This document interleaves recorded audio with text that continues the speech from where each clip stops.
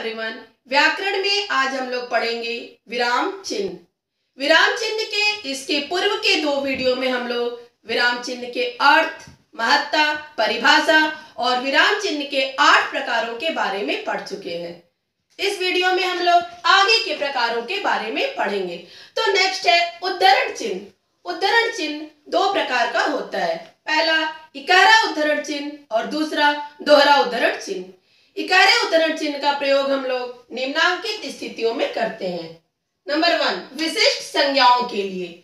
वाक्य में जहां पर हम लोग कवि या लेखक का नाम, पुस्तक का नाम, समाचार पत्र का नाम जैसे विशिष्ट संज्ञाओं का प्रयोग करते हैं, वहां पर हम लोग उस संज्ञा को इकारे उद्धरण चिन्ह के अंदर लिखते हैं। जैसे प्रसाद छायावाद के प्रतिनिधि कवि हैं। रामायण एक महाकाव्य है, तो प्रसाद और रामायण को इकारे उद्धरण चिन्ह के अंदर लिखेंगे। नेक्स्ट, व्याकरण, तर्क, अलंकार आदि साहित्यिक विषयों के उद्धरणों में जब हम लोग कोई व्याकरण पढ़ाते हैं तो जो उसका उदाहरण होता है उसे हम लोग इकारे उद्धरण चिन्ह के अंदर लिखते हैं। जैसे वह धीरे धीरे चलता है। धीरे धीरे क्रिया विशेषण है, तो धीरे धीरे को हम लोग इकारे उद्धरण चिन्ह के अंदर लिखेंगे। नेक्स्ट, कहावतों, सूक्तियों के स्पष्टीकरण के लिए जब हम लोग कोई कहावत या सूक्ति को स्पष्ट करते हैं तो उस कहावत या सूक्ति को इकारे उद्धरण चिन्ह के अंदर लिखते हैं। जैसे एक तो उसने बदतमीजी की, दूसरा विवाद भी कर रहा है, या तो वही हालत हुई उल्टा चोर कोतवाल को डांटे। तो ये जो उल्टा चोर कोतवाल को डांटे हैं, इसे हम लोग इकारे उद्धरण चिन्ह के अंदर लिखेंगे। मन के हारे हार है, मन के जीते जीत, इस सूक्ति को स्पष्ट करिए। तो मन के हारे हार है, मन के जीते जीत सूक्ति को हम लोग इकारे उद्धरण चिन्ह के अंदर लिखेंगे।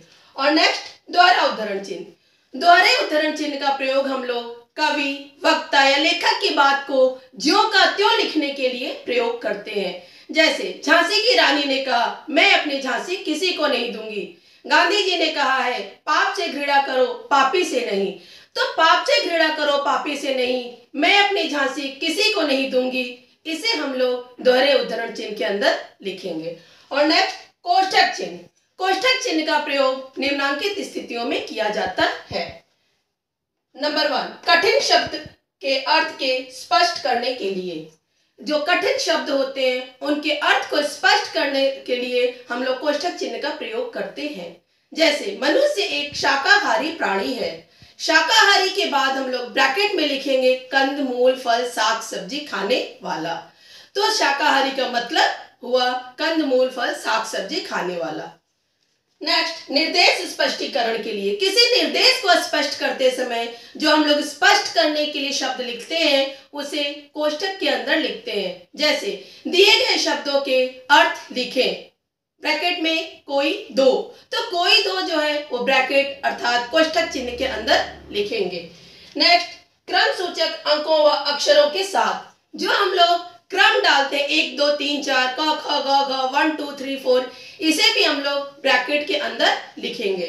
और नेक्स्ट, संवादों में अभिनय संकेतों को जब हम लोग कोई नाटक या एकांकी लिखते हैं तो जिन बातों को हमें बोलना होता है उसे तो हम डायरेक्ट लिखते हैं, लेकिन जो हमारे शारीरिक क्रियाकलाप होते हैं, जो हमारे मनोवेग होते हैं, उन्हें हम लोग ब्रैकेट के अंदर लिखते हैं। जैसे अशोक शोक मुद्रा में टहलते हुए, पता नहीं इस युद्ध का क्या परिणाम होगा। तो ये जो अशोक शोक मुद्रा में टहलते हुए है, इसे हम लोग ब्रैकेट के अंदर लिखेंगे, क्योंकि वह बोलना नहीं है, उसे सिर्फ दिखाना है शारीरिक क्रियाकलापों से। और नेक्स्ट, समासक या योजक चिन्ह। इसका प्रयोग निम्नांकित स्थितियों में किया जाता है। नंबर 1, समास या विपरीत भाव के शब्दों व द्वंद्व समास के बीच। जहां पर द्वंद्व समास या विपरीत भाव के शब्द लिखते हैं उनके मध्य योजक चिन्ह का प्रयोग करते हैं। जैसे ऊपर नीचे, भाई बहन, आना जाना आदि। नेक्स्ट, एक ही क्रिया के 2 बार प्रयोग करने पर।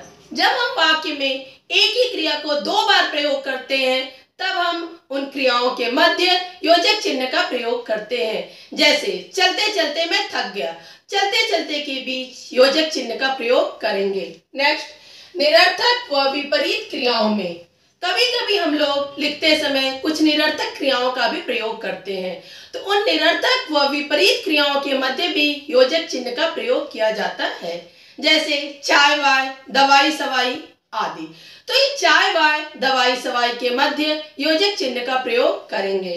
नेक्स्ट, पदबंध को सामासिक पद बनाने के लिए, किसी पदबंध को जब हम लोग सामासिक पद बनाते हैं तो उनके बीच में भी योजक चिन्ह का प्रयोग किया जाता है, जैसे कांग्रेस अध्यक्ष, ज्ञान विज्ञान, ज्ञान विज्ञान और कांग्रेस अध्यक्ष के मध्य योजक चिन्ह का प्रयोग करेंगे। नेक्स्ट, तुलना बोधक या समानता सूचक विशेषण बनाने के लिए सा, सी से तथा जैसा से पहले जब हम किसी की समानता करते हैं, जब हम किसी की समानता दिखाते हैं, तो समानता दिखाने के लिए जो हम लोग सा, सी, से, सम, सरिस जैसे शब्दों का प्रयोग करते हैं, उन शब्दों से पूर्व योजक चिन्ह का प्रयोग किया जाता है, जैसे लक्ष्मण सा भाई, अच्छी सी साड़ी, सीता सी पत्नी। तो ये सा, सी के पहले हम लोग योजक चिन्ह का प्रयोग करेंगे। और नेक्स्ट, अक्षरों में लिखी जाने वाली भाग संख्याओं के बीच जब हम लोग भाग संख्याओं को बटा में न लिख करके अक्षरों में लिखते हैं, तो वहां पर भी योजक चिन्ह का प्रयोग किया जाता है, जैसे 3/4, 2/3 आदि। तो ये जो 2/3, 3/4 है, 2 के बाद, 3 के बाद योजक चिन्ह का प्रयोग किया जाता है।